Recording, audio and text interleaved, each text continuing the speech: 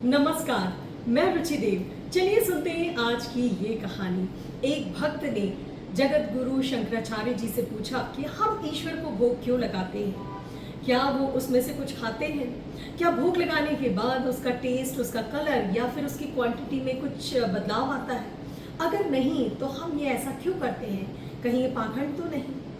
शंकराचार्य जी मुस्कुराए और कहने लगे, ये तो सोचने वाली बात है, ये तो समझने वाली बात है कि ईश्वर उसमें से क्या खाते हैं, क्या लेते हैं। अगर मान लो तुम एक लड्डू का बॉक्स लेकर के मंदिर की तरफ जाते हो और रास्ते में तुम्हें कोई मिले और तुमसे पूछे कि ये क्या है, तो तुम कहोगे लड्डू का बॉक्स। और अगर वो तुमसे पूछे कि ये किसका है, तो तुम कहोगे कि मेरा। लेकिन जब तुम मंदिर जाते हो, भगवान जी के चरणों में वो लड्डू चढ़ाते हो, उनको समर्पित करते हो और उस भोग को लेकर के जब तुम घर आते हो और अगर तुम्हें कोई मिले और तुमसे फिर पूछे कि ये क्या है, तो तुम कहोगे प्रसाद। और अगर वो तुमसे फिर पूछे कि ये किसका है, तो तुम कहोगे हनुमान जी का या देवी माता का। अब समझने वाली बात ये है कि लड्डू वही है, उसकी क्वांटिटी भी वही है और उसका टेस्ट भी नहीं बदला, उसका कलर भी वही है। लेकिन फिर ईश्वर ने उसमें से क्या ले लिया? ईश्वर ने उसमें से व्यक्ति के अहंकार को ले लिया।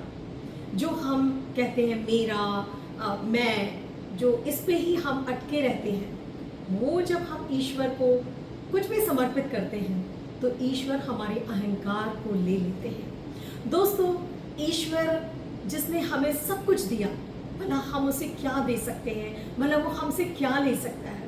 ईश्वर तो बस यही चाहता है कि हम हमेशा विनम्र बने रहें, हम दयालु रहें और हम अपने अहंकार को पूरी तरह से छोड़ दें, क्योंकि तभी हम अपना जीवन शांतिपूर्वक जी सकते हैं। तो चलिए दोस्तों, अगले सोमवार हम फिर सुनते हैं शाम 5 बजे एक नई कहानी, एक नई सीख के साथ मेरे चैनल ब्लूम विद रुचि देव पर।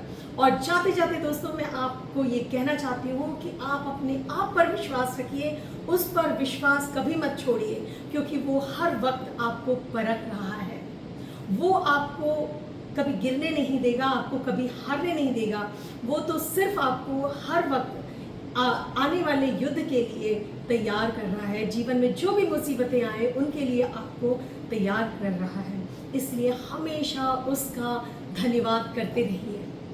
नमस्कार, धन्यवाद।